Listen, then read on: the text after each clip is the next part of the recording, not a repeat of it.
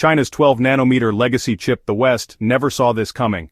Imagine a world where your car, your fridge, even your microwave suddenly stops working, not because of a power outage, but because of a tiny chip you never thought twice about. Now picture this. China, the country the West tried to lock out of the high-tech chip race, quietly pulls off a move so bold, so unexpected, that it's rewriting the rules of global tech dominance. What's this secret weapon? A 12-nanometer legacy chip. Trust me, the West never saw this coming. Stick around because by the end of this video, you'll understand why this tiny piece of silicon could flip the power balance of the modern world. Here's the kicker. While the US and its allies were busy guarding the gates to cutting-edge 3-nanometer and 5-nanometer chips, China doubled down on something older, something less glamorous, but something absolutely critical. We're talking legacy chips, the unsung heroes powering everything from your Tesla to your toaster. And at 12 nanometers, China's latest move isn't just a step forward, it's a leap that's got governments, CEOs, and engineers scrambling. Why? Because this isn't just about tech, it's about control. Let's dive in. Before we unpack this, do me a favor. Subscribe if you haven't already, tap that like button, and share this video with anyone who needs to know what's really happening in the tech world. It's how we keep this conversation alive, and I promise you won't want to miss what's next. The rise of China's legacy chip empire. What are legacy chips? Let's start with the basics. Legacy chips aren't the flashy, bleeding-edge processors you hear about in iPhones or AI supercomputers. These are the workhorse chips built on older manufacturing processes, typically 28 nanometers and above. Think of them as the backbone of everyday tech cars, appliances, industrial machines, even military gear. And here's the thing. While the world obsessed over shrinking transistors to 7 nanometers or 3 nanometers, these older chips never went out of style.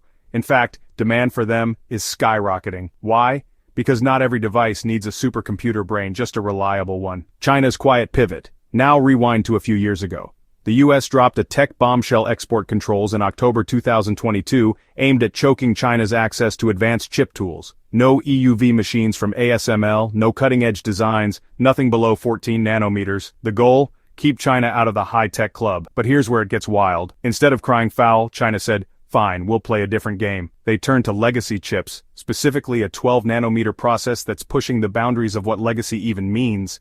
And they didn't just dip their toes in, they went all in. By Q1 2024, China's legacy chip production had surged 40% compared to the year before.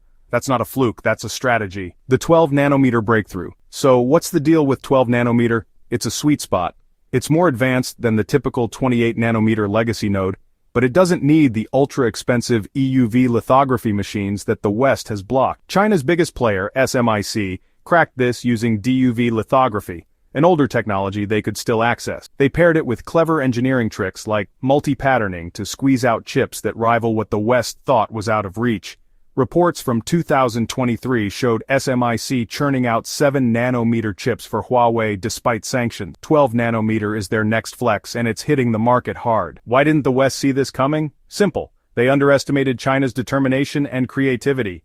The US and Europe were so focused on protecting the future of AI and quantum computing that they forgot about the present. Legacy chips aren't sexy, but they're essential. Cars alone need hundreds of them per vehicle, and with electric vehicles booming, the demand is only growing. China saw the gap, invested billions, 143 billion by some counts, and built factories faster than anyone else. By 2026, they're projected to have 26 new fabs pumping out chips compared to just 16 in the Americas. The West was playing chess. China was playing Go. Here's where it gets real. If China corners the 12-nanometer market, they don't just win a tech race, they gain leverage. Imagine Western automakers already battered by chip shortages in 2021, now relying on Chinese 12-nanometer chips for their EVs. Or think about defense contractors. Legacy chips are in drones, missiles, you name it. Iran's Shahed 131 drone, used in conflicts, was found packed with Western legacy chips. What happens when China becomes the go-to supplier? Dependency means vulnerability. The US Commerce Department found half of American companies don't even know where their chips come from. That's a wake-up call. China's not just building chips, they're building power. Look at rare earth metals. China controls over 60% of mining and 80% of refining globally. They've used that dominance to flex on trade partners before. Now picture that with chips. If China floods the market with cheap 12-nanometer silicon, Western firms could get priced out. Subsidies from Beijing, hundreds of billions since 2018, mean Chinese companies like SMIC can sell below cost. a tactic they've mastered in solar panels and EVs. The EU is already worried. They launched surveys in 2024 to check if China's legacy chip surge threatens their bloc.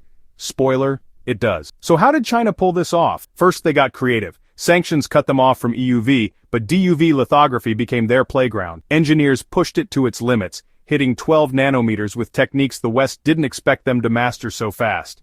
Second, they had the cash. Beijing's Made in China 2025 plan funneled billions into semiconductor. Third, they had the talent. Programs like Chengjiang Scholars lured Chinese engineers back from Silicon Valley, armed with know-how from top U.S. schools. Take Huawei, the poster child of U.S. sanctions, crippled in 2019. They roared back with the Mate 60 Pro in 2023, powered by a 7-nanometer SMIC chip. Now 12-nanometer chips are showing up in their gear, proving they've adapted. Huawei is not just a customer, they're a driver, pushing SMIC to innovate under pressure. The US is finally waking up, sort of.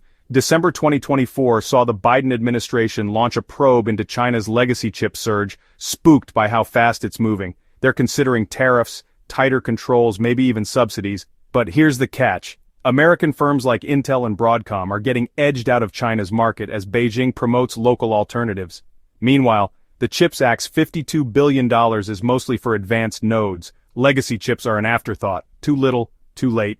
China's 12-nanometer gambit isn't just a tech story, it's a chess move in a global power game. The question isn't who makes the smallest chip anymore, it's who controls the ones we can't live without. This power shift is just beginning, and we're all along for the ride. Europe faces its own dilemma too. They can't meet half their legacy chip needs domestically, according to former ASML CEO Peter Wennink. China's rapidly filling that gap, but at what cost to strategic autonomy? The EU is talking about resilience and launching risk assessments, but their ambitious European CHIPS Act plans are years from fruition. Meanwhile, China's not just planning, they're shipping these chips right now. The scale of what's happening is staggering. China's building semiconductor fabs at a pace that makes Western efforts look glacial by comparison. New facilities in the US face delays, cost overruns, and regulatory hurdles. Just look at TSMC's Arizona factory that's years behind schedule. In China, new fabs are sprouting up monthly, backed by government subsidies and streamlined approvals. They've turned legacy chip production into a volume game, and they're playing to win. So what's next in this high-stakes tech showdown? Western nations have limited options. Targeted tariffs might slow China's flood of cheap 12-nanometer chips, but a complete ban would be self-destructive. Too many Western industries depend on these components. Meanwhile, building up domestic capacity will take years, not months. China has executed a strategic masterstroke that leaves Western policymakers with no easy answers.